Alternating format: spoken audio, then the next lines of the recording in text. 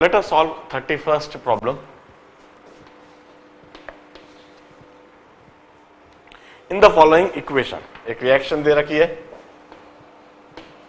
It's in fact iron pyrites. FeS2 जो है iron pyrites कहलाता है. And this is the roasting phenomena of iron pyrites. और उसमें सल्फर डाइऑक्साइड गैस निकल रही है. This is called iron pyrites और इस रिएक्शन को हम कहते हैं रोस्टिंग ऑफ आयरन पायराइट.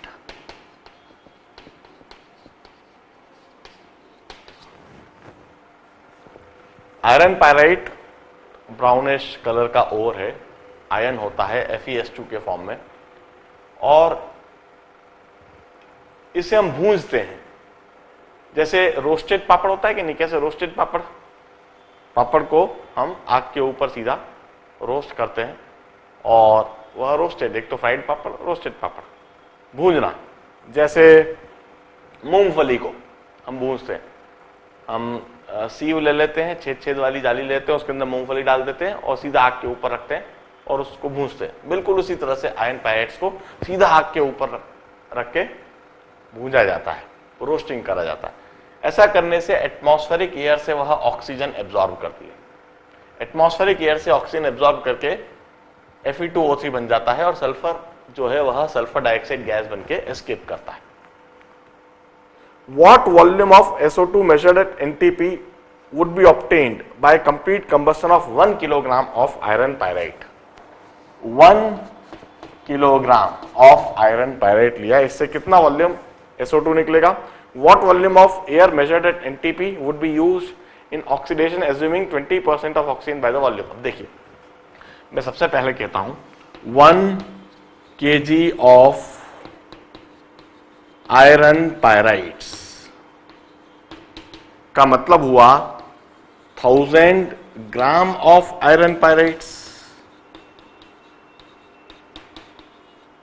सबसे पहले हमने 1 किलोग्राम आयरन पायराइट को 1000 ग्राम्स लिख दिया. अब 1000 ग्राम मतलब हाउ मेनी मोल्स लिख देते हैं.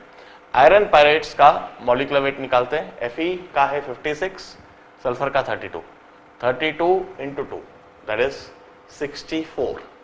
64 प्लस 56, 64 प्लस 56 हुआ 120.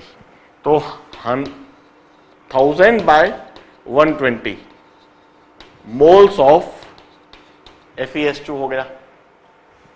इतने मोल्स FeS2. अब इससे हमें सल्फर डाइऑक्साइड के कितने मोल्स मिलेंगे जरा देखिए. 4 mole gives you 8 moles, means 1 mole give you 2 moles. So this is equivalent to 2 into 1000 by 120 moles of sulphur dioxide. इतने मोल सल्फर डाइऑक्साइड के लिबरेट होंगे. अब उनने पूछा है what volume of sulphur dioxide, what volume of sulphur dioxide measured at NTP. So this is also equivalent to 200 by 12, यह 200 by 12 into 22.4 liters of sulfur dioxide at NTP. इतने litre sulphur dioxide NTP पर liberate होगी. अब ये तो part A का answer हुआ, part 1 का. अब what volume of air measured at NTP if 20% oxygen in the air. अब जरा देखिए, 4 mole require 11 mole. So I will say 1 mole would require 11 by 4 mole of oxygen. So this much moles, 200 by 12 moles, sorry, 1000 by 120 moles, 1000 by 120 लिखा होगा, 1000 by 120 moles of iron pyrites would consume this much moles of oxygen. इतने moles oxygen के लगेंगे। इतने moles oxygen के मतलब कितने litres oxygen at NTP? 11/4 into 1000/120 into 22.4 litres of oxygen at NTP. यदि इतने लीटर्स ऑक्सीजन एनटीपी पर है तो एयर के कितने लीटर्स हुए? एयर में 20% ऑक्सीजन है, तो एयर के जो लीटर्स हम लिखेंगे that is 11/4 into 1000/120 into 22.4 into 100/20, this much liters of air at NTP। तो यह तो जो है दिस इज फर्स्ट आंसर, और यह जो है this is second answer.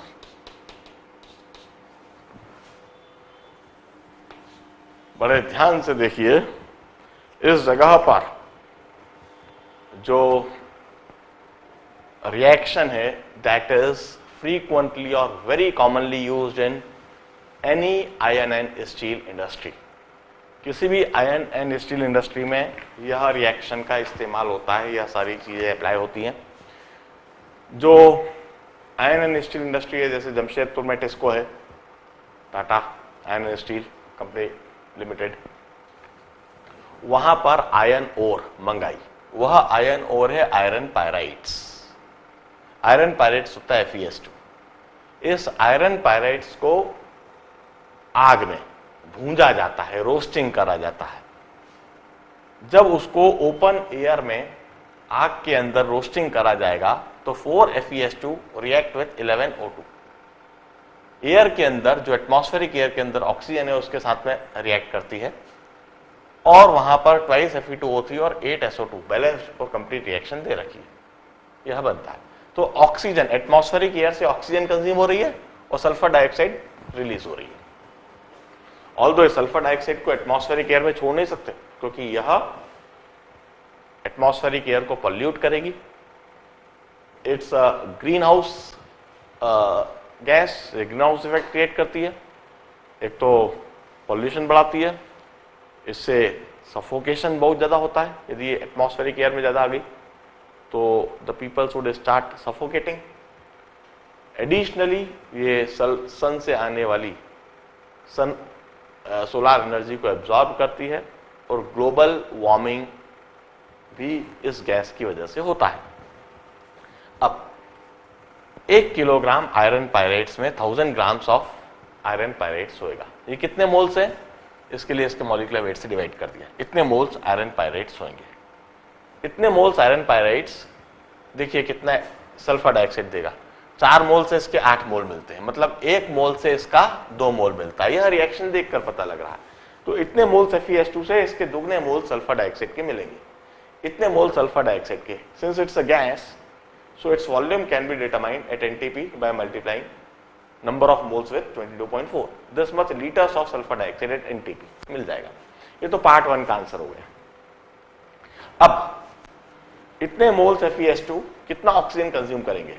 4 mole consume 11 moles. 1 mole would consume 11/4 moles. So this much mole was consumed 11/4 into 1000/120। इतने मोल्स ऑक्सीजन के कंज्यूम होंगे। इतने मोल्स ऑक्सीजन के मतलब इतने लीटर्स ऑक्सीजन के एनटीपी पर।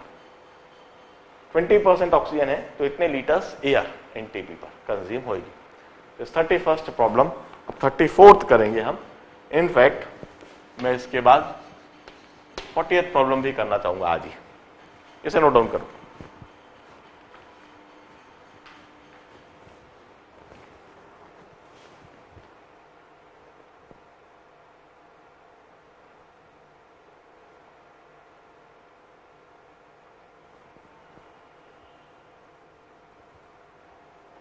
अब 34th प्रॉब्लम सॉल्व करते हैं। A sample containing NaCl, NaBr and inert material. NaCl है, NaBr है और साथ में कोई इनर्ट है। वे 1 ग्राम, इसका टोटल वेट है 1 ग्राम विथ एक्सेस ऑफ AgNO3, इसमें एक्सेस AgNO3 डाला, it gives precipitate of AgCl, AgCl के प्रेसिपिटेट दिए एंड AgBr, और AgBr के प्रेसिपिटेट दिए, विच वे, इसका टोटल जो वे हुआ वह 0.526 ग्राम्स हुआ. On heating this precipitate in the current of Cl2, AgBr is converted into AgCl. AgCl तो AgCl ही रहेगा और AgBr जो है वो पूरी तरह से AgCl में कन्वर्ट हो गया, converted to, and the new precipitate weigh, अब जो वे है that is 0.426 gram. Calculate percentage NaCl and NaBr. Now this is interesting problem in fact. पहले हम प्रॉब्लम में इन्वॉल्व केमिकल रिएक्शंस को समझ लें. NaCl AgNO3 के साथ में जितना भी NaCl है वह AgCl में कन्वर्ट होएगा और NaNO3 सॉल्यूशन के अंदर जाएगा. इसी तरह से NaBr भी AgNO3 के साथ में कंबाइन होने पर AgBr के प्रेसिपिटेट देगा और वहां पर NaNO3 सॉल्यूशन के अंदर चला जाएगा. यह तो पहले स्टेप में हो रहा है. फिर अगले स्टेप में क्या हो रहा है, जो AgBr है यह twice AgBr react with Cl2, या फिर AgBr react with half Cl2 कहूं तो give you AgCl plus half Br2. AgCl की कोई रिएक्शन नहीं है, AgCl with chlorine no reaction. अब मैं कहता हूं लेट अस से NaCl के x मोल है, NaBr के y मोल है. क्या इधर हम weight of NaCl weight of NaBr equal to 1 gram कर सकते हैं? नहीं, क्योंकि इधर इनर्ट मटेरियल भी है और वो इनर्ट मटेरियल कितना है कैसा है वो हम कुछ भी नहीं कह सकते. इसलिए इस 1 ग्राम से कोई इक्वेशन नहीं बनेगी. मगर एक बात पक्का है, x मोल NaCl से x मोल AgCl के बनेंगे और y मोल NaCl से NaBr से y मोल AgBr के बनेंगे. तो इधर से एक इक्वेशन बन जाएगी और इधर जो AgCl के x मोल तो आएंगे ही, प्लस y मोल AgBr के जो है वह y मोल AgCl में कन्वर्ट हो जाएंगे. इधर x प्लस y मोल AgCl के होंगे. अब हम इक्वेशन बना देते हैं. देखिए x मोल AgCl के जो होंगे that is 143 into x grams of AgCl. AgBr के 108 plus 80 188 into y grams of AgBr. This is the grams of AgCl, this is the grams of AgBr. This is equal to 0.526. अब मैं इधर से solve करता हूं. 143.5 लिखना चाहिए मुझको, 0.5 into x. 143.5 into x plus 143.5 into y. There is the grams of AgCl here. X plus y mole है number of moles into molecular weight. This is equal to 0.426. यह दो इक्वेशंस बन गई. इन दोनों इक्वेशन को सॉल्व करके हमें x और y आ जाएगा. X is moles of NaCl, y is moles of NaBr. मैं इधर लिख देता हूं moles of NaCl जो कि x से वहां आ जाएगा और moles of NaBr जो कि y है वह भी आ जाएगा. अब परसेंटेज NaCl लिख देता हूं. Percentage NaCl is 58.5 into x upon 1 into 100. Percentage NaBr भी लिख देता हूं, that is wait of NaBr 188,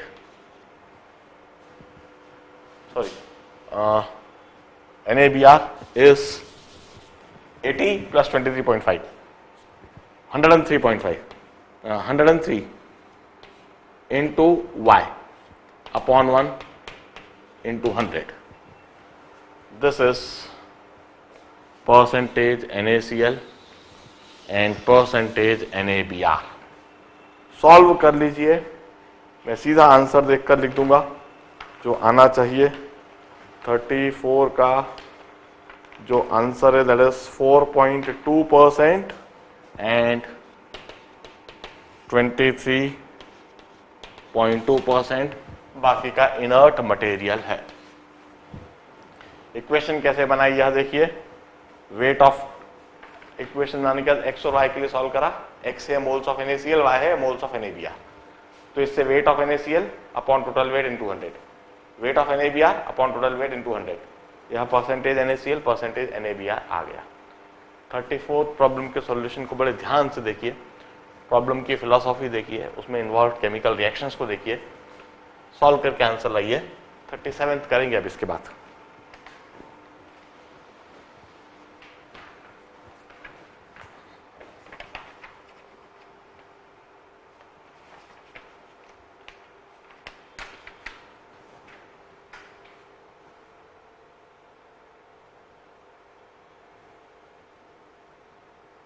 चलिए 37th प्रॉब्लम देखते हैं, सीखते हैं।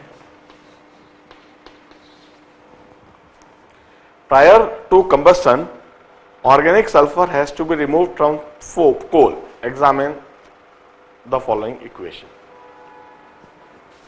R1 is R2 twice NaOH के साथ में रिएक्ट करवाया जाएगा, तो जो भी सल्फर है वह हट जाएगा और उसकी जगह पर ऑक्सीजन आ जाएगा। अब जो Na2S बना है,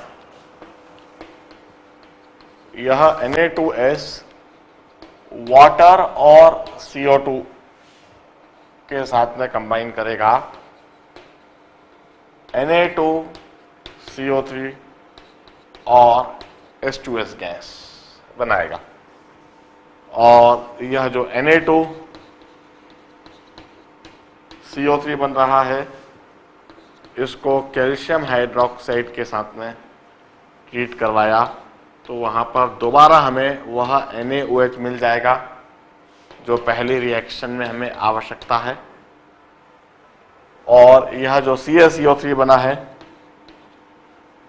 इसे हीट करने पर हमें CaO और CO2 मिल जाएगा जो हमें दूसरी रिएक्शन में लग रहा है, और ये जो CaO है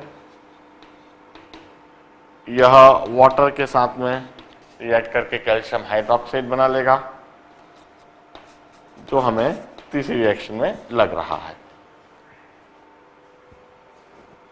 How many kilograms of CaCO3 would be needed per metric ton of coal with 1% sulfur to produce calcium hydroxide sufficient to regenerate NaOH used in the process? Kilograms of CaCO3 for 1 metric ton of coal containing 1% sulfur to produce calcium hydroxide which is sufficient to regenerate NaOH in the process। अब देखिए calcium carbonate से हमें calcium oxide मिलेगा, calcium oxide से हमें calcium hydroxide मिलेगा, और calcium hydroxide से हमें NaOH मिलेगा, और वह NaOH इस सल्फर को हटाने के काम में आएगा। तो कितना कैल्शियम कार्बोनेट था, अब मैं इसे सॉल्व करता हूं। सबसे पहले why do we need to remove sulphur from coal. कोयले में, कोयला कहाँ इस्तेमाल होता है? आज के समय, पहले एक समय था जब कोयला बहुत ज़्यादा इस्तेमाल होता था। हाउस होल्ड में कोयले की सिगड़ी होती थी और उसी से खाना बनता था डेली। बहुत पुरानी बात है, आप लोग तो शायद कभी नहीं देखे होंगे उस चीज़ को, हम जब बचपन में थे तब जरूर देखे थे। सिगड़ी होती थी, डेली सुबह उसमें कोयला और कंडा जलाकर उसको जलाया जाता था और दोपहर में खाना उसी से बनता था। पहले कोयले का इस्तेमाल यह होता था। ऑल्दो अब कोयले का इस तरह से इस्तेमाल नहीं होता है, पर आज भी कोयला जलाया जाता है इन थर्मल पावर स्टेशन। जो थर्मल पावर स्टेशन है, देयर कोल इज बर्न्ड और उससे निकलने वाली एनर्जी को इलेक्ट्रिकल एनर्जी में कन्वर्ट करा जाता है। अब वहां पर उस कोयले को जलाने से पहले उसमें से सल्फर हटाना अनिवार्य है। क्यों? क्योंकि कोयले में यदि सल्फर रहा, यह कोयला है, अल्काइल ग्रुप और बीच में यह सल्फर, यदि सल्फर वाले कोयले को आपने जलाया तो वह सल्फर ऑक्सीडाइज होएगा, सल्फर डाइऑक्साइड गैस में कन्वर्ट होएगा। यह सल्फर डाइऑक्साइड गैस हवा में मिक्स हो जाएगी। यह सल्फर डाइऑक्साइड गैस यदि हवा में मिक्स हुई तो पहली बात पॉल्यूशन बढ़ाएगी, दूसरी बात ग्रीन हाउस गैस है, ग्लोबल वार्मिंग में बहुत ज़्यादा रोल प्ले करती है। इसलिए एटमॉस्फेयर में सल्फर डाइऑक्साइड गैस नहीं बढ़नी चाहिए, इसलिए कोयले से सल्फर को पहले ही हटा दिया जाए, जलाने से पहले। अब कोयले से सल्फर हटाने का क्या तरीका है? कोयले में सल्फर इधर दिख रहा है, इसको NaOH से ट्रीट करवाएंगे तो ये सल्फर हट गया, Na2S के फॉर्म में आ गया। इस Na2S को आपने वाटर और कार्बन डाइऑक्साइड से ट्रीट करा के H2S गैस बना के इसको अलग हटा दिया, इसको जलने नहीं देंगे। अब इस कोयले से सल्फर हटाने के लिए NaOH चाहिए, तो NaOH बनाने का यह तरीका है। NaOH बनाने के लिए Na2CO3 को हम कैल्शियम हाइड्रोक्साइड से ट्रीट कराएंगे। कैल्शियम हाइड्रोक्साइड कैसे बनेगा? इस रिएक्शन से। और इसमें CaO कहां से आएगा? CaCO3 से। तो कितना CaCO3 हमें लगेगा, यह पूछा। अब सबसे पहली बात, 1 metric ton coal means 10 to the power 6. 1 ton means 10 to the power 6 kilograms or 10 to the power 3 kilograms or 10 to the power 6 grams. अब इसमें कितना सल्फर है? 1% सल्फर है, तो 10 to the power 6 into this much gram coal है यह, into 1/100 grams of sulphur. इतने ग्राम sulphur है। इतने ग्राम सल्फर मतलब कितने मोल सल्फर के? This is 10 to the power 4 upon 32 moles of sulphur. इतने मोल सल्फर के, 1 मेट्रिक टन कोल मतलब 10 to the power 3 kilogram means 10 to the power 3 grams, 10 to the power 6 grams of coal. इसमें इतने ग्राम सल्फर के, क्योंकि 1% सल्फर है, तो इसमें इतने मोल्स सल्फर के। अब देखिए, 1 मोल सल्फर के लिए हमें 2 मोल NaOH के चाहिए। This is also equal to 2 into 10 to the power 4/32 moles of NaOH। इतने मोल्स हमें NaOH के चाहिए।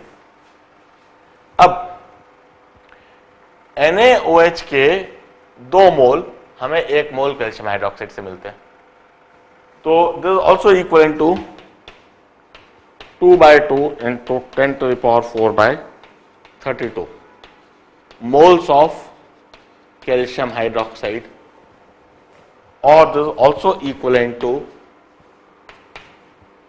और कैल्शियम हाइड्रोक्साइड का 1 मोल हमें 1 मोल CaO से मिलेगा और 1 मोल CaO हमें 1 मोल CaCO3 से मिलेगा, equal to 10 to the power 4/32 moles of CaCO3। इतने मोल CaCO3 के मतलब grams of CaCO3 into its 100 कर दें, मॉलिक्यूलर वेट 100 है, 10 to the power 4 by 32 into 100 gram of CaCO3। तो मैं कहूंगा 1 ton coal, 1 ton coal would be equivalent to 10 to the power 6 by 32 gram of CaCO3 और equal two kilograms में convert करने के लिए 10 to the power 3 by 32 kilograms of CaCO3 और equivalent to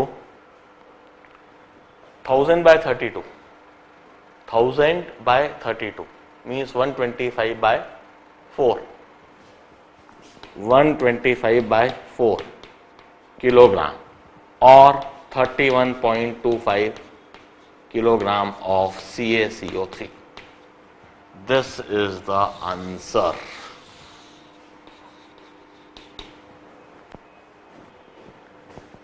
This is the answer for the 37th problem. बड़े ध्यान से देख लीजिए, 31.25 किलोग्राम्स। बड़े ध्यान से चेन रिएक्शन को देखिए, प्रॉब्लम के पर्पस को समझिए, सल्फर क्यों हटाना जरूरी है और किस तरीके से। 1 मोल सल्फर के लिए 2 मोल NaOH, 2 मोल NaOH के लिए 1 मोल कैल्शियम हाइड्रोक्साइड, 1 मोल कैल्शियम हाइड्रोक्साइड के लिए 1 मोल CaCO3। ध्यान से समझें, हम ऐसे लिखेंगे कि 1 मोल CaCO3 से हम रिएक्शन के ऑर्डर को एक और बार लिख देता हूं, मैं इधर लिखता हूं और कलर चेंज करके लिखता हूं।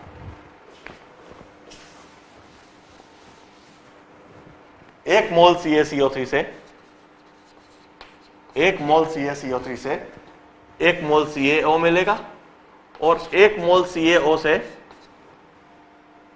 1 मोल कैल्शियम हाइड्रोक्साइड मिलेगा और 1 मोल कैल्शियम हाइड्रोक्साइड से हमें 2 मोल्स NaOH के मिलेंगे और 2 मोल NaOH 1 मोल सल्फर के साथ में रिएक्ट करके उसको एलिमिनेट करेगा।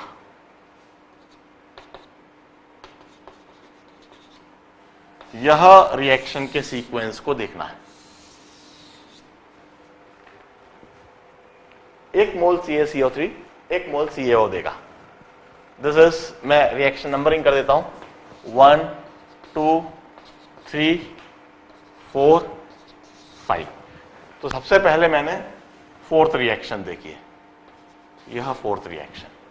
4th रिएक्शन से CaCO3 से CaO मिला, फिर 5th रिएक्शन से हमें CaO से कैल्शियम हाइड्रोक्साइड मिला, फिर कैल्शियम हाइड्रोक्साइड से हमें NaOH मिला 3rd रिएक्शन से, और फिर पहली रिएक्शन से NaOH से ऐसे सल्फर रिमूव हुआ। तो इससे हमें समझ में आता है 1 मोल sulphur would be eliminated by 1 mole of calcium carbonate. 1 mole sulphur के लिए 1 मोल कैल्शियम कार्बोनेट चाहिए। ये सब चीजें बड़े ध्यान से देखिए, सॉल्यूशन नोट कीजिए। और 40th प्रॉब्लम हम अब करेंगे। इनफैक्ट 40th के बाद मैं अभी ही 43rd भी कराऊंगा। इसे नोट डाउन कीजिए, 40th प्रॉब्लम पढ़ना चालू कीजिए।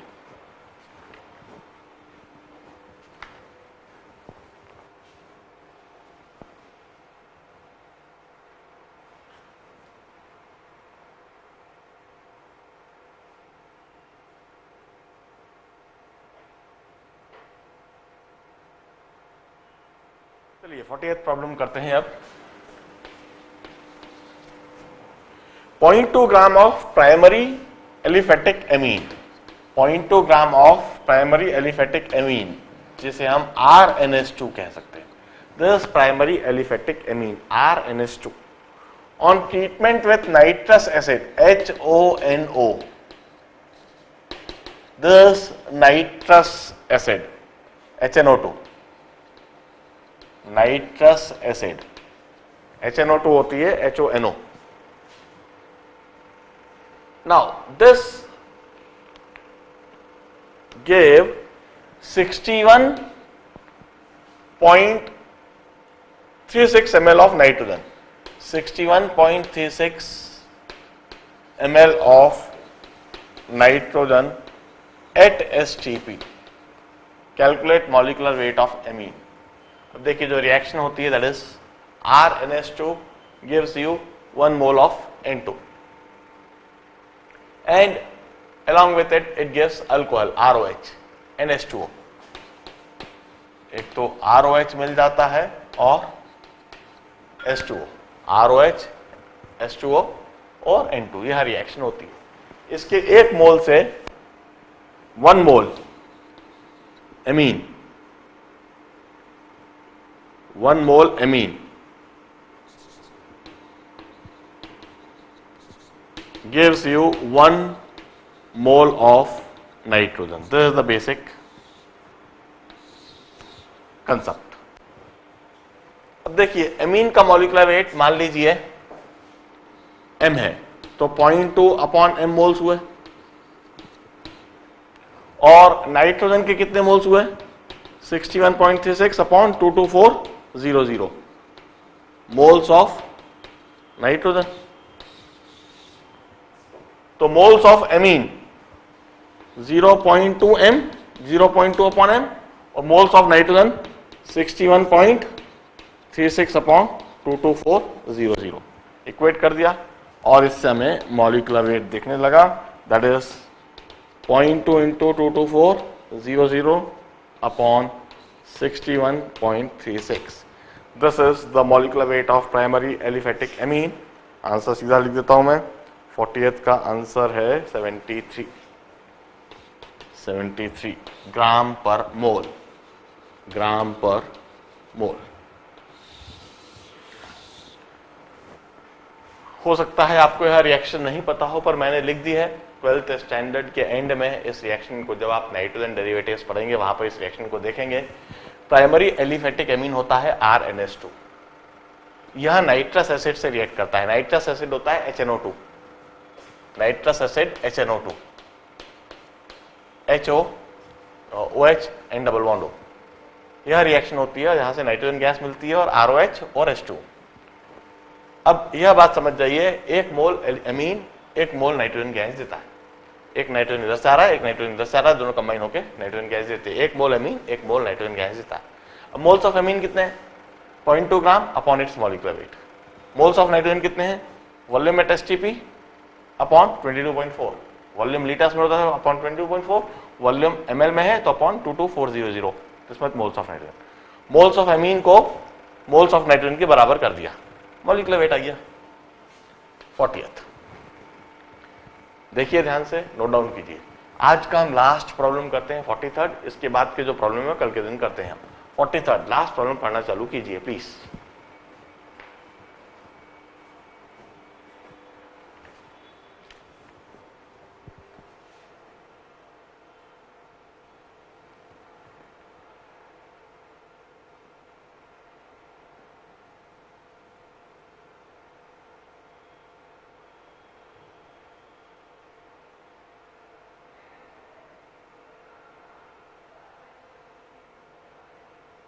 थर्ड प्रॉब्लम करते हैं.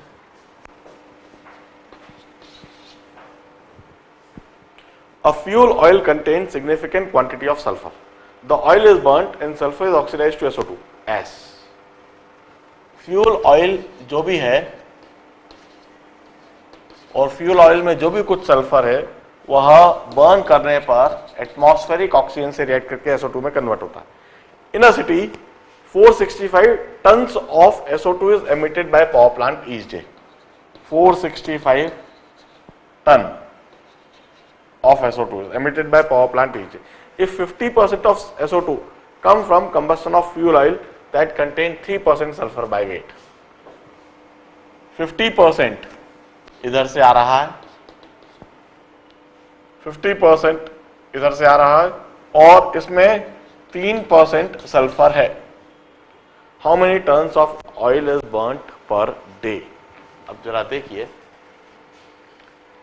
सबसे पहली बात, पिछले 2-3 सवालों में हमने ये बात देखी कि सल्फर का होना, कोयले में सल्फर का होना, फ्यूल ऑयल में सल्फर का होना, क्रूड ऑयल में सल्फर का होना, ये बड़ा गड़बड़ है। हम चाहते हैं कि सल्फर नहीं हो। वो सल्फर के होने को हम बहुत गलत मानते हैं, क्योंकि उससे रिफाइनरी भी वॉश ऑफ होती है, एनवायरनमेंट भी पॉल्यूट होता है। इधर भी सल्फर पर बेस्ड ही सवाल है। 465 tons of sulphur dioxide means 465 into 10 to the power 3 kilograms of sulfur dioxide, or this is equal to 465 into 10 to the power 3 upon 64 kilomoles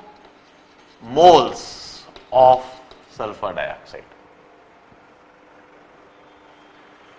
इतने मोल्स सल्फर डाइऑक्साइड के हैं, और you will say 50% is from this fuel oil. जो एक power plant है उससे जो fuel oil निकलता है उससे इतने kilogram means kilo moles of SO2 from power plant. बाकी SO2 जो है वो अलग अलग जगह से निकल रहा है। जो गाड़ी चलती है, गाड़ी में हम पेट्रोल डीजल जलाते हैं, उससे भी SO2 निकलता है। सिटी में टोटल इतना SO2 निकल रहा है, उसका 50%। तो 50% means 50 upon 100 of this 465 into 10 to the power 3 by 64। Total SO2 का 50% पावर प्लांट से निकल रहा है। तो ये कितना परसेंट सल्फर हुआ? So this is also the kilo moles of sulphur in power plant. जितने मोल्स SO2 के उतने ही मोल्स सल्फर के, इतने मोल सल्फर के। तो weight of sulphur, wait of sulphur जो हुआ in the fuel oil, weight of sulphur in fuel oil हुआ 50/100 into 465 into 10 to the power 3 by 64 into 32, this much kilograms। अब यह जो सल्फर है 3% है टोटल फ्यूल ऑयल का। तो weight of fuel oil, weight of fuel oil burned daily,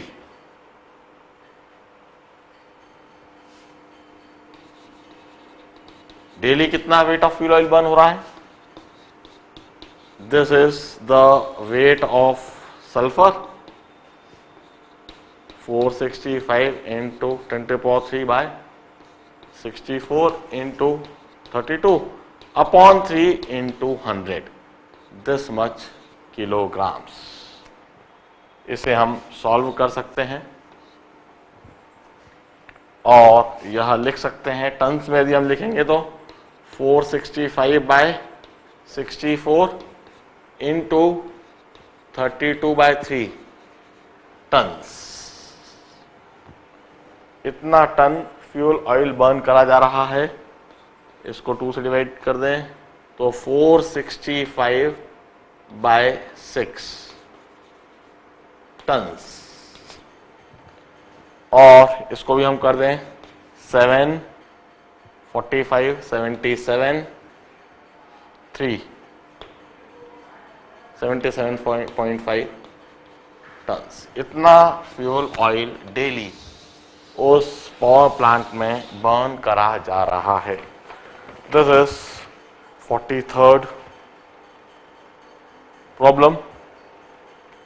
कहीं ना कहीं कुछ गलती दिख रही है क्या? 3750 दिख रहा है इधर, एक बार बड़े ध्यान से देख लूं मैं। 465 ton of sulfur is burnt, 50% SO2 come from the fuel oil, that is 3% sulfur by weight. How many tons of oil per day? 465 ton, 465 equal to this much kilogram, this much kilogram equal to this much moles. इतने moles SO2 per day निकल रहा है। इसका मतलब है इसका 50% SO2, इतने moles SO2 plant से निकल रहा है। इसका मतलब इतना सल्फर प्लांट में किलो मोल सल्फर जल रहा है, और इतने किलो मोल सल्फर मीन्स इतने ग्राम्स ऑफ सल्फर जल रहा है। किलो मोल्स को किलोग्राम्स में कन्वर्ट कर दिया। इतने किलोग्राम्स मीन्स अपॉन 64 इंटू 100/3, इतना किलोग्राम्स। किलोग्राम्स को टन्स में कन्वर्ट कर दिया। 100 कैंसिल कर दिया, और इधर हो गया 50 इंटू 50, कहीं मैंने मिस कर दिया, इंटू 50 भी है, 50 इंटू 50 इंटू 50 करना है। So this into 50, so this comes out to be 50 into 77.5 और 5 इंटू 775, तो 5 2 35 7 3 3875 tons. This is the final answer. जरा चेक कर लीजिए।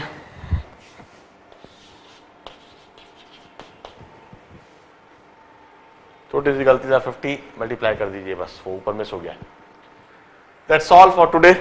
आज के दिन के लिए इतना ही। अब मैं आगे के कुछ 5-6 सवाल इस सेक्शन में बचे हैं, फिर अगला सेक्शन करूंगा, कल के दिन कराता हूं। Goodbye, good day.